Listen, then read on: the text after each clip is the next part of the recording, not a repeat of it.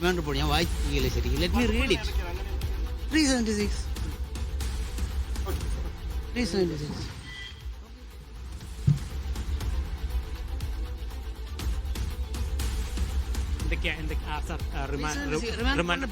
PDF ഇട്ട് തരാം. ഞാനൊന്ന് PDF എടുത്തോട്ടെ. PDF ഇട്ടിട്ട് ഐ വിൽ ഗിവ് യു. അവർ പറയുന്നത് she booked a room, he went there, then he raped her. 2024 January. Date I think it is 24/1. 2024 നടന്നെന്നാണ് പറയുന്നത്.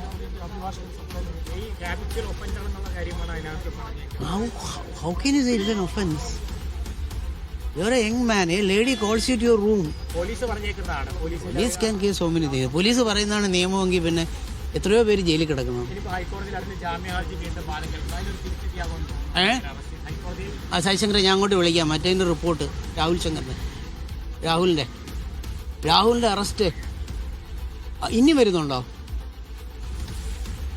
ഓ ദാറ്റ് ഈസ് അണ്ടർ, അത് എംബ്രിയോയിലാണല്ലേ? Okay right, thank you. Right, okay. ആ പറഞ്ഞോളാം. ആ okay. എന്താ പറഞ്ഞേ?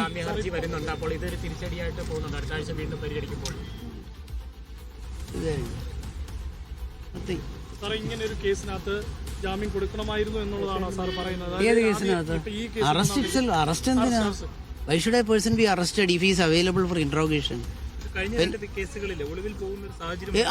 ഒളിവിൽ പോയെന്ന് ആരാ പറഞ്ഞേ? When a person files an anticipatory bail application before the High Court, what does it mean? It means you are subjecting yourself to the custody of the court. ആണോ അല്ലേ? Then how can you say that അയാൾ ഒളിവിൽ പോയെന്ന്? ഞാൻ കോടതിയിലൊരു എന്നെ കള്ള പരാതിയുടെ പേരിൽ എന്നെ പോലീസ് പിന്തുടർന്ന് അറസ്റ്റ് ചെയ്യാൻ പോകുന്നു. കോടതി പറയുന്ന ഏത് നിർദ്ദേശത്തിലും ഞാൻ അനുസരിക്കാൻ തയ്യാറാണെന്ന് പറഞ്ഞ് ഞാൻ കോടതിയിലൊരു അപേക്ഷ കൊടുത്തു കഴിഞ്ഞാൽ how can you say that I am absconding? അതെങ്ങനെ ശരിയാവുക? Not absconding. അതൊക്കെ നമ്മൾ പറയുന്ന നമ്മൾ കോയിൻ ചെയ്യുന്ന ഓരോ കാര്യങ്ങളല്ലേ. It's not absconding. Is a person who is under the jurisdiction of the court. കാനാന്നറിയോ? When you file an application for anticipatory bail, even the court can pass an order directing you to appear. പറ്റൂലേ? ഏതിൻ്റെയാ? അതെന്നെ അങ്ങനെ ചോദിച്ചേ? Because what happen in Trivandrum അല്ലേ? അത് നിങ്ങളെ പേടിച്ചല്ലേ ചെയ്തത്? ഏതാ? എങ്ങനെ സഹകരിക്കണമെന്നാ പറയുന്നത്?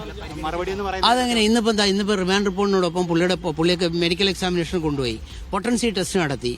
അപ്പം പുള്ളി സമ്മതിക്കാതെ പുള്ളിയുടെ പൊട്ടൻസി ടെസ്റ്റ് നടത്താൻ പറ്റുമോ? അതെ, അത് ചെയ്തില്ലേ? അപ്പം പിന്നെ എങ്ങനെ സഹകരിച്ചില്ല എന്ന് പറയും? പൊട്ടൻസി ടെസ്റ്റ് നടത്തിയില്ലേ? കൊടുത്തു. Tomorrow it will come up tomorrow. Okay, thank you very much. Please. നാളെ ജാമ്യാപേക്ഷ നൽകുമെന്നാണ് അഭിഭാഷകൻ പറഞ്ഞതിലെ പ്രധാനപ്പെട്ടൊരു പോയിന്റ് അല്ലേ ലിജോ? സൈഫുദ്ദീൻ, അതിൽ ഏറ്റവും പ്രധാനപ്പെട്ട ഒരു കാര്യം വൈദ്യപരിശോധന എന്തുകൊണ്ട് വൈകുന്നു എന്നുള്ളൊരു ചോദ്യം നേരത്തെ സൈഫുദ്ദീൻ ചോദിച്ചിട്ടുണ്ടായിരുന്നു. അതിൽ ഏറ്റവും പ്രധാനപ്പെട്ട ഒരു കാര്യം പൊട്ടൻഷ്യൽ ടെസ്റ്റ് അവിടെ നടത്തിയിട്ടുണ്ട് എന്നുള്ളതാണ്. രാഹുൽ മാങ്കൂട്ടത്തിൽ സമ്മതിക്കാതെ അത്തരത്തിലൊരു ടെസ്റ്റ് നടത്താൻ കഴിയുമോ എന്നുള്ളൊരു കാര്യം അവിടെ. പക്ഷേ ആ വൈദ്യപരിശോധന മാത്രമല്ല ഇന്ന് ആശുപത്രിയിൽ നടന്നത്, മറിച്ച് തന്റെ ആ ഒരു പരിശോധന കൂടെ നടത്തിയിട്ടുണ്ട് എന്നുള്ളൊരു കാര്യം തന്നെയാണ് ഇപ്പോൾ അഭിഭാഷകരായിട്ടുള്ള ശാസ്തമംഗലം അജിത്ത് പറയുകയും ചെയ്യുന്നത്. എങ്ങനെയാണ് ഇത്തരത്തിലൊരു അറസ്റ്റിലേക്ക് പോയത്? അതിന്റെ ഒരു ആവശ്യമില്ലായിരുന്നു. എല്ലാ സമയത്തും അവിടെ പാലക്കാട് തന്നെ ഉണ്ടായിരുന്ന ഒരാളെ ഇത്തരത്തിലൊരു കേസ് വരുന്ന സമയത്ത് ചോദ്യം ചെയ്യണമെങ്കിൽ അല്ലെങ്കിൽ മൊഴി നൽകണമെന്നുണ്ടെങ്കിൽ തീർച്ചയായിട്ടും അവൈലബിൾ ആയിട്ടുണ്ടായിരുന്ന ആളെ ഇത്തരത്തിൽ പോയി അറസ്റ്റ് ചെയ്യേണ്ടുന്ന ഒരു സാഹചര്യം ഉണ്ടായിരുന്നു എന്നുള്ളതാണ് ഒരു പ്രധാനപ്പെട്ട ചോദ്യമായിട്ട് ഉന്നയിക്കുകയും ചെയ്യുന്നത്. മാത്രമല്ല വൈദ്യപരിശോധനയ്ക്ക് എത്തുന്ന സമയത്തുൾപ്പെടെ കൃത്യമായി രാഹുൽ മാങ്കൂട്ടത്തിൽ അവിടെ വൈദ്യപരിശോധനയ്ക്കും മാത്രമല്ല ചോദ്യം ചെയ്യലും സഹകരിച്ചിട്ടുണ്ട് എന്നുള്ളൊരു കാര്യം തന്നെയാണ് ഈ അഭിഭാഷകൻ പറയുന്നത്. അങ്ങനെ വരുന്ന സമയത്ത് ഈ സഹകരിച്ചിട്ടില്ല എന്ന് പറയുന്ന പോലീസിന്റെ വാദം, ഈ റിമാൻഡ് റിപ്പോർട്ടിൽ ആവശ്യപ്പെടുന്ന ആ ഒരു വാദം എങ്ങനെയാണ് അവിടെ നിലനിൽക്കുക എന്നുള്ളൊരു കാര്യമാണ് പ്രധാനമായിട്ടും ഉന്നയിക്കുന്നത്. അതേ പൊട്ടൻഷ്യൽ ടെസ്റ്റ് എന്ന് പറയുമ്പോൾ എനിക്ക് മനസ്സിലാക്കാൻ കഴിയുന്നത് ലൈംഗിക ശേഷി സംബന്ധിച്ച ഒരു പരിശോധന കഴിഞ്ഞിട്ടുണ്ട് രാഹുലിന്റെ കാര്യത്തിൽ. കാര്യം പോലീസ് അറസ്റ്റ് രേഖപ്പെടുത്തി പിന്നാലെ വൈദ്യപരിശോധനയ്ക്ക് എത്തിക്കുന്ന സമയത്ത് അത്തരത്തിലൊരു പരിശോധന, അത് ഒരു പ്രതിയുടെ ആയിക്കോട്ടെ ആരുടെ ആയിക്കോട്ടെ ഒരാളുടെ ആ ഒരു സമ്മതം കൂടാതെ അത്തരത്തിലൊരു പരിശോധന നടത്താൻ കഴിയില്ല. പക്ഷേ ഇവിടെ ആ പരിശോധന നടത്തിയിട്ടുണ്ട്. അപ്പോൾ പൂർണ്ണമായി സഹകരിക്കുന്ന ഒരു പ്രതിയെ ഇത്തരത്തിൽ കൊണ്ടുവരേണ്ട കാര്യം ഉണ്ടായിരുന്നു എന്നുള്ളൊരു ചോദ്യമാണ് ഉയർത്തുന്നത്. അടുത്ത ദിവസം അതേ ജാമ്യ ഹർജി ഫയൽ ചെയ്തിട്ടുണ്ട്. തുടർന്ന് റിപ്പോർട്ടുകളുടെ അടിസ്ഥാനത്തിലായിരിക്കും കോടതി ഇക്കാര്യത്തിൽ വാദം കേൾക്കാനുള്ള കാര്യമാണ് അഭിഭാഷകനായിട്ടുള്ള ശാസ്തമംഗലം അജിത്ത് പറയുകയും ചെയ്തിരിക്കുന്നത്. യെസ്, ശാസ്തമംഗലം അജിത്താണ് രാഹുൽ മാങ്കൂട്ടത്തിലിന്റെ അഭിഭാഷകൻ പറയുന്നതനുസരിച്ച് ചോദ്യം ചെയ്യലുമായി പൂർണ്ണാർത്ഥത്തിൽ രാഹുൽ മാങ്കൂട്ടത്തിൽ സഹകരിക്കുന്നുണ്ട്. പൊട്ടൻഷ്യൽ ടെസ്റ്റിനടക്കം അദ്ദേഹം വിധേയമാകാൻ സമ്മതിച്ചു. അതനുസരിച്ച് വൈദ്യപരിശോധനയൊപ്പം പൊട്ടൻഷ്യൽ ടെസ്റ്റും അവിടെ നടത്തി. അത് കഴിഞ്ഞതിന് ശേഷമാണ് മജിസ്ട്രേറ്റിന് മുന്നിൽ ഹാജരാക്കിയത്. ഇപ്പോൾ 14 ദിവസത്തേക്ക് റിമാൻഡ് ചെയ്തിരിക്കുന്നു. പക്ഷേ അറസ്റ്റിന്റെ സാഹചര്യം ഉണ്ടായിരുന്നോ എന്നതാണ് അദ്ദേഹം ഉന്നയിക്കുന്ന ചോദ്യം. അങ്ങനെയെങ്കിൽ എന്തിന് അറസ്റ്റ് ചെയ്തു എന്ന കാര്യത്തിലടക്കം ഒരു ലീഗൽ ഫൈറ്റിലേക്ക് അഭിഭാഷകരും രാഹുൽ മാങ്കൂട്ടത്തിലും പോകുന്നു എന്ന് വേണം മനസ്സിലാക്കാൻ. കാരണം ഇൻട്രോഗേഷന് ചോദ്യം ചെയ്യലിന് ഹാജരാക്കാൻ അദ്ദേഹം സന്നദ്ധനായിരുന്നു. പിന്നെ എന്തിന് അറസ്റ്റ് ചെയ്തു എന്നതാണ് ശാസ്തമംഗലം അജിത്തിന്റെ ചോദ്യം.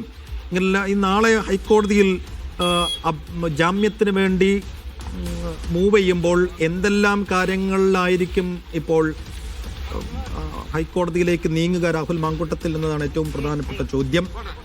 യെസ്, എന്തായാലും ഇപ്പോൾ 14 ദിവസം അദ്ദേഹം ജയിലിൽ കഴിയണം എന്നതാണ്.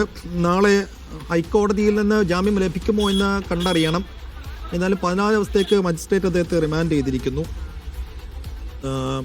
നേരത്തെ FIRലെ വിവരങ്ങൾ പുറത്തു വന്നിരുന്നു.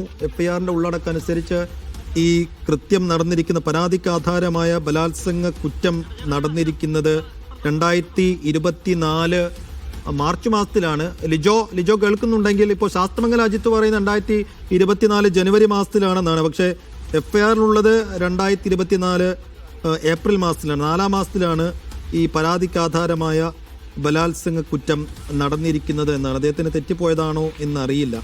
എന്തായാലും എന്തുകൊണ്ട് 2024 ജനുവരി മാസത്തിൽ അല്ലെങ്കിൽ ഈ FIRലെ വിവരങ്ങൾ അനുസരിച്ച് ഏപ്രിൽ മാസത്തിൽ നടന്ന കുറ്റമാണെങ്കിൽ എന്തുകൊണ്ട് ഈ സമയം വരെ പരാതി കൊടുത്തില്ല എന്ന ചോദ്യം ഉയരുമല്ലോ.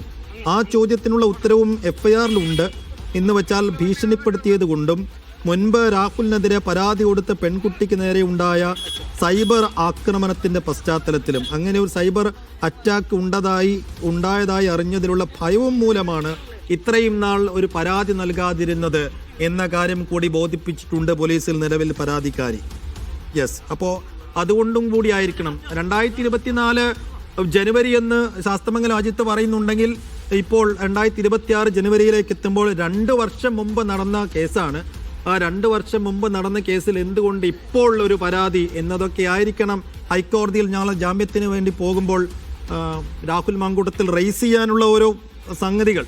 അപ്പോൾ ഈ FIRന്റെ ഉള്ളടക്കം നോക്കുമ്പോൾ എന്തെല്ലാം കാര്യങ്ങൾ മനസ്സിലാകുന്നുണ്ട് ലിജോ?